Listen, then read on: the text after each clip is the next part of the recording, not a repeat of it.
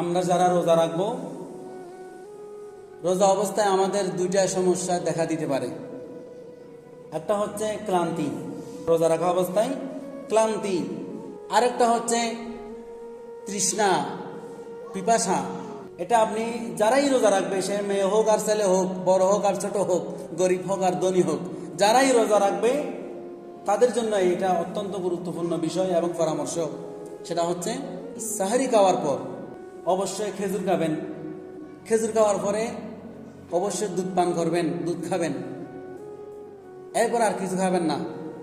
কুলি করে, দাঁত পরিষ্কার করে, মুখ পরিষ্কার করে রোজার নিয়ত করে ফেলবেন। তো ফায়দা কি হবে, বেনিফিট কি হবে, উপকার কি হবে? খেজুর খাওয়ার কারণে, সাহেরিতে খেজুর খাওয়ার কারণে সারাদিন আপনার খিদে লাগবে কিন্তু ক্লান্তি লাগবে না। সেহরির সাথে আপনি যে দুধ পান করেছেন খেজুর খাওয়ার পরে, দুধ পান করার কারণে সারাদিন আপনার তৃষ্ণা লাগবে না, পিপাসা লাগবে না। সুবহানাল্লাহ। এই জন্য আমি সকল রোজাদারকে, ভাই, বন্ধু, বোন সবাইকে অনুরোধ করব, সাহেরিতে অবশ্যই খেজুর খাবেন যাতে সারাদিন ক্লান্তি না আসে, আর দুধ পান করবেন সাহেরিতে যাতে সারাদিন তৃষ্ণা না লাগে, পিপাসা না লাগে। আল্লাহ তাআলা আমাদের সবাইকে এই সুন্দর আমলটা করার জন্য আল্লাহ তাআলা সেই তৌফিক যেন আমাদের সবাইকে দান করেন। আমিন। সালাতুনিয়া